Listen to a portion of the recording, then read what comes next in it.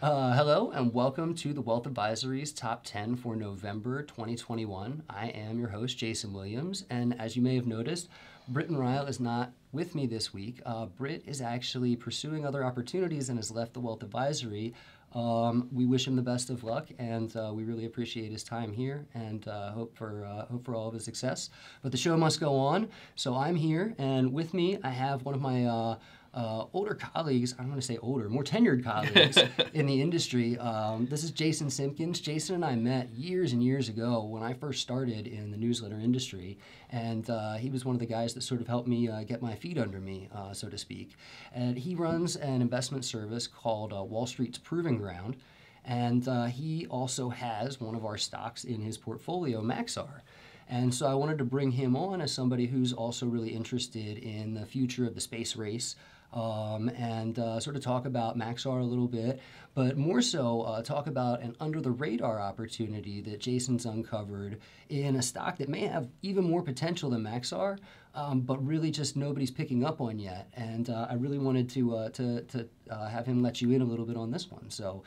Jason, thank you very much for being on today. I really appreciate you coming on the show. Yeah, thanks for having me. Like you said, I mean, we've known each other for about 10 years. Yeah, we've been in the business together a long time. It's nice to be involved in a project like this. Yeah, I'm happy to have you on the show. So yeah, Maxar's been super successful for our investors, pretty successful for yours too. Yeah, I'm a fan of Maxar. You know, they do a lot of satellite imagery, and I think, you know, you've probably discussed it here, but I think a lot of times when people think of that kind of thing, they think of like Google Earth or something like that. But what they do is really so much more, because they offer a lot of 3D modeling of terrain, of urban centers. And so when people throw around words like infrastructure or, you know, that kind of thing, what they have to realize is that if you're going to build a bridge somewhere, if you're going to build a power plant somewhere, if you're going to build a dam, you need really, really good intelligence about where you're going to build it. Oh, definitely. And about the terrain and about what's happening. And that's the kind of thing that they additionally provide, you know, scale and layers. Right, and people probably don't depth. think about that at all. You know, satellites, you know, why would you use a satellite to build a bridge? Right. I think a lot of people think of it more like the way you see it in kind of military technology, where, you know, every time like North Korea does something, you know, it's like, oh, we've got satellite images and we've got some like super zoomed in photograph. Right. Anytime there's a natural disaster, you get satellite images of what it looked like before the wave, what it looked like after the wave. Exactly, and that's why when I encourage people, when we talk about the satellite industry, I encourage people to think differently about it than what they may have seen on television, what they may have traditionally kind of thought about satellites. And so, I mean, in Maxar's case, they make relatively big satellites. They make large satellite platforms. They have a network of about a half dozen or so image satellites that you know, perform those kinds of tasks that we talked about. But the big thing going forward, it's not going to be big satellites, because like any other technology, it's shrinking. Right. It's about getting everything smaller. It's about, you know, what's being called nano satellites. It's about smaller satellites. It's about satellite constellations. Like, and the big example here, of course, is SpaceX, you know, with like Elon Musk, and they've got Starlink, where they're launching their internet service. Right, they're blanketing low Earth orbit with the satellite constellations. They've launched 1,700 satellites to connect people to the internet around the world. You know, in hard to reach places. You know, you look at places like in the Australian outback, or in an small island, the island of Man off of Great Britain. You know, these are places where you're not going to run a bunch of broadband out. You're not going to run lines out. Right. You need a low Earth orbit satellite to connect these people to the internet, and you know, to provide any other kind of digital service, whether it's streaming, you know, like Netflix or Hulu, music streaming, you know, Pandora, Spotify. And like I said, so Starlink itself has just been 1,700 satellites. To put that in perspective for you, about 2 years ago, there were a total of roughly 3,000 satellites in the sky, period. They've already launched 1,700. Wow. Okay? That is an impressive feat. Over the next, in this decade, from 2020 to 2030, there's going to be 8,500 launched. 8,500 more. So we are now going from a situation where, from the time of Sputnik up until roughly like 2019, the 20-teens, we had about 3,000 satellites up in the sky.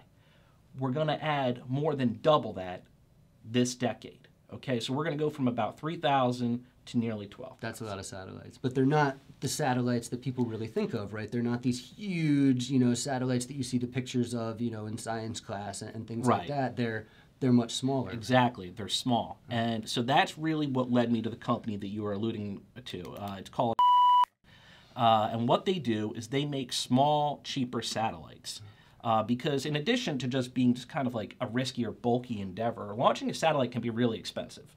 And so a lot of times what you even have to do is, if you're going to put a satellite in the sky, you've got to kind of piggyback on someone else who's launching a rocket. Okay. So you basically rent a ride. It's almost like getting a cab into space, where you've got this company that's like Uber rideshare for satellites. That's exactly what the traditional model is. Okay, interesting. And what's wrong with that? I mean, yeah, it's expensive. You can't control the timing of it. The satellite doesn't necessarily go up when you want it to. You have to wait till a ride's available. You can't position it where you want it to.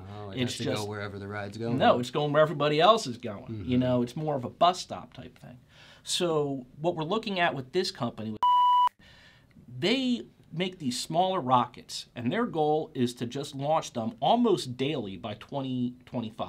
So almost 300 launches a year by 2025, and they want to do it basically on just a contract basis. So if you're a company, if you're, AT&T or Verizon or whatever, Comcast, and you want to put a satellite up, you don't have to wait for a ride share. You don't have to make do with whatever's available to you and not get the satellite exactly where you want it. Because, again, we're talking about internet coverage. It has to be in a certain spot if you're going to get it to that remote region. You can't, got a blank spot. Yeah, you can't get it in Alaska to some remote village in Alaska if you're on the southern side of the orbit or whatever. So you got to have it in the right position. Gotcha. And that's what this company does. And they're trying to launch these rockets, these smaller rockets, like I said, at that clip, at about ultimately 300 a year, and they're going to charge initially about $2.5 million for launch. They're going to try to get that down to $1 million. Okay. They want to make it smaller, faster, cheaper, so that these companies can do what they want to do, which is blanket the low Earth orbit with satellite coverage for internet connectivity, any kind of phone, 5G, all that kind of stuff. That's kind of the area we're moving into. Well, and that sounds like a really interesting, almost sort of backdoor way to invest into Starlink, because Starlink, that's still a private company, and if they want to get that many satellites up, then they're going to need some sort of option. I mean, yeah, they could keep sending them up on those SpaceX rockets, but for anybody out there who thinks 2.5 million or 1 million per launch sounds expensive, to get it up in one of these these heavy rockets that that you see with the SpaceX and the Blue Origin rockets and things like that, that's going to be 100 maybe even more times. Yeah, it's much more expensive. We're talking more like billions than millions. And so it's really interesting company, because their entire launch apparatus can be fit into 4 cargo containers. Oh wow! They can drive it. They can get it anywhere on the planet in 24 hours. That's great. That's impressive. What they're basically telling people is look, if you've got a parking lot big enough, if you've got a gravel pit, we can get there and we can get a rocket up. That's awesome. And we can do it quickly, we can do it cheaply, because they also manufacture their own parts. That's a big thing. When you get into satellite manufacture and you get into, and we've all been talking about supply chain issues recently, right? Yeah. So we know how hard that's been. Getting satellite parts, it's expensive, it's difficult, and it requires a lot of time, and it's expensive. So what they're doing is they're just producing as much of those rockets in-house as they possibly can, so that they can be very nimble, be very fast, and get these things up en masse. Because, like I said, that's really what we're looking at. We're talking about thousands of satellites that are going to be going up.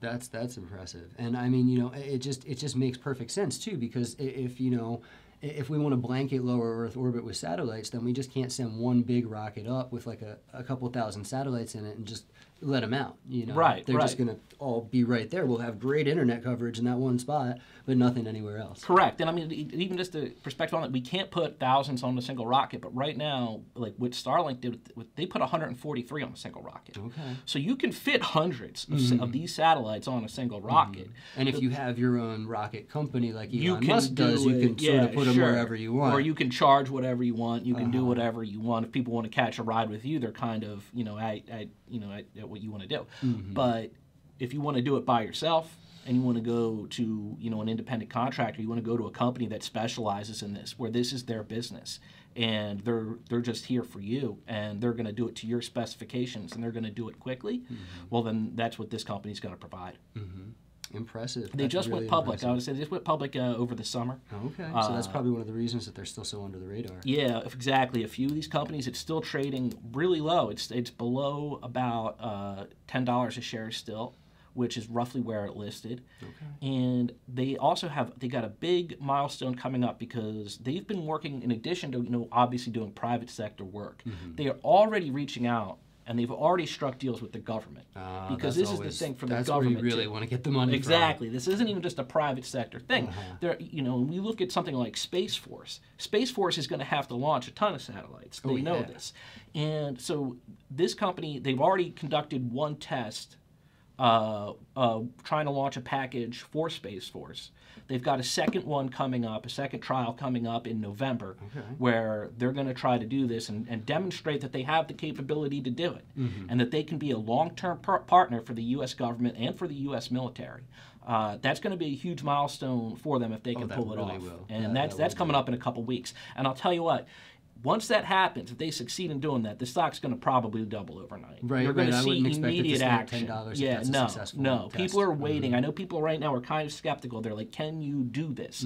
Because it's a big ask. When you say, oh, we're going to launch all these satellites, we're going to do it cheaply, we're going to make our own rockets in-house, we're going to drive our cargo out to Kodiak, Alaska, and just start firing them off. It's kind of like, can you? Will you? And that is huge. People want to see it first. But if you're an investor and you want to maximize the gains, you kind of can't wait for that. You kind of have to go.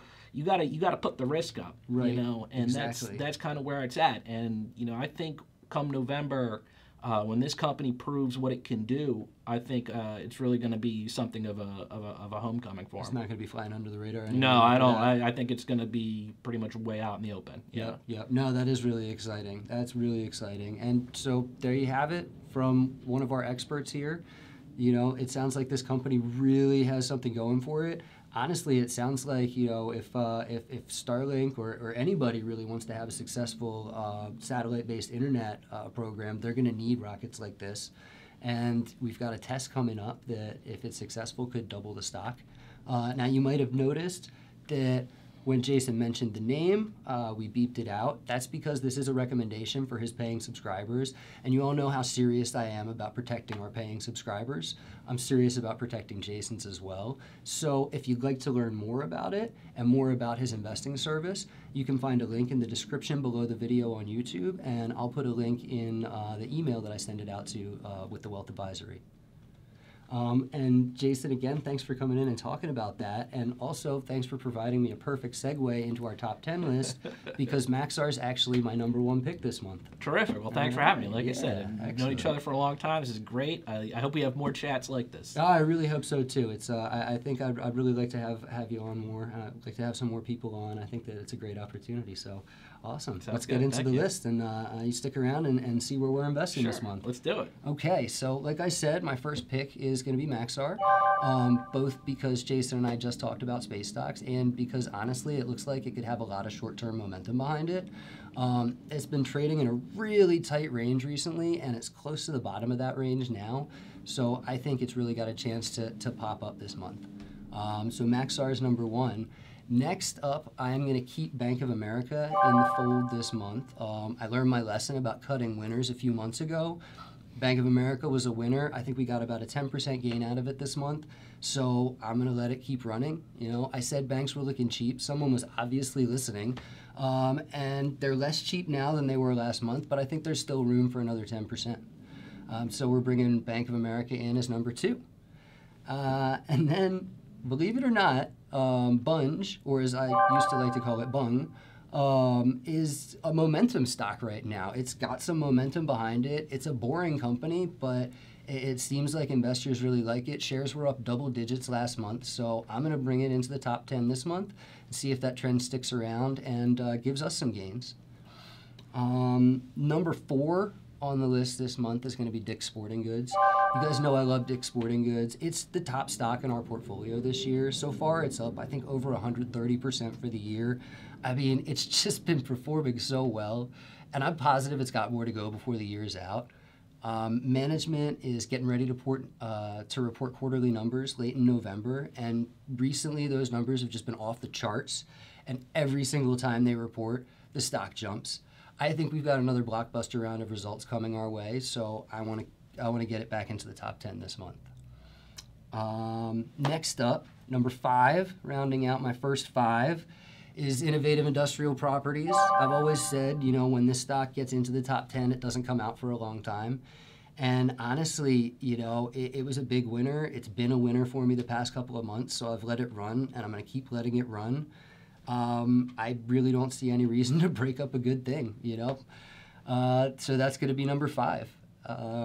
Number 6 on the list this month is another momentum play that might sort of surprise you. It's Prologis, a real estate investment trust. Usually those don't have a ton of momentum behind them, but it's showing some signs of being a runner. Shares got off to a good start last month. They nearly put in a double-digit gain. So I think we're going to see if we can get another 10% out of the trend in November too. Another real estate investment trust making the list this month was Hannon Armstrong. That's another winner that we're going to let run this month. It was it was up a couple, let me see, double digits last month. We were up, just over 11% last month.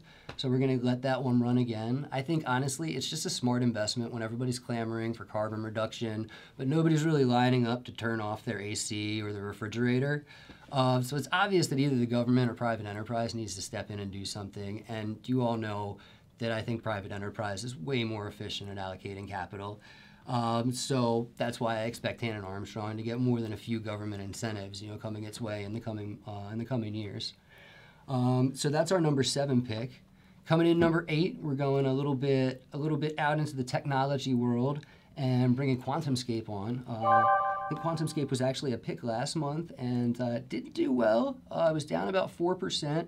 Management actually reported earnings yesterday. We're recording this on the 27th. They reported after the close on the 26th, and they missed EPS estimates, but they reported a solid cash position, and more importantly, they reported that they finally had third-party tests done on their batteries, and the third-party testing verified what they already knew, that their batteries are awesome.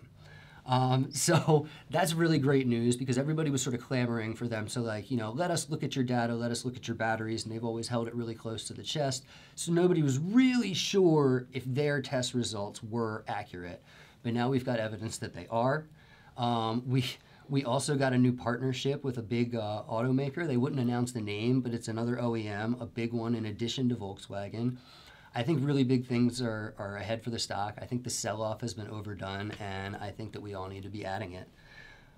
So it's number 8 this month. And let's see, more technology for number 9. Going with, this is one of our newer stocks, so we're going to cover up the name here, but it's you know, it's another winner. I had it in last month. We got about 14% out of it. There's a lot of momentum behind it. I love it in the long term. I really honestly think this is going to be one of our best investments ever. You know, it's following right along its 20-day moving average, and it's sort of bouncing off that right now. So I think we're going to see some more gains this month, and if it can get another 10%, I think that puts us in a really good spot. And so that's number 9. I've got one more spot to fill, and I can't resist the dad joke. So speaking of spots, I'm putting Spotify in. I'm sorry. I apologize to everybody in the room here. I can't resist a terrible dad joke, and that was a terrible, terrible dad joke. But really, it started moving again this past month, and it looks like that momentum could hold out for a little while longer. Management reported earnings this morning before the market opened, and EPS was below estimates, but revenue grew by 26% and beat expectations. Monthly active users grew by 19%, and premium subscribers grew by 19% as well. I mean, that could totally start an upward drift because the monthly active users and the premium subscribers, that's what people are really watching for here. The EPS estimates being off, well, that's more the analyst being wrong than the company not performing. You know, revenue grew, earnings grew, monthly active users grew, premium subscribers grew. I think that can start an upward trend for the stock that could last the next couple of weeks. So I'm putting it in to round out the top 10.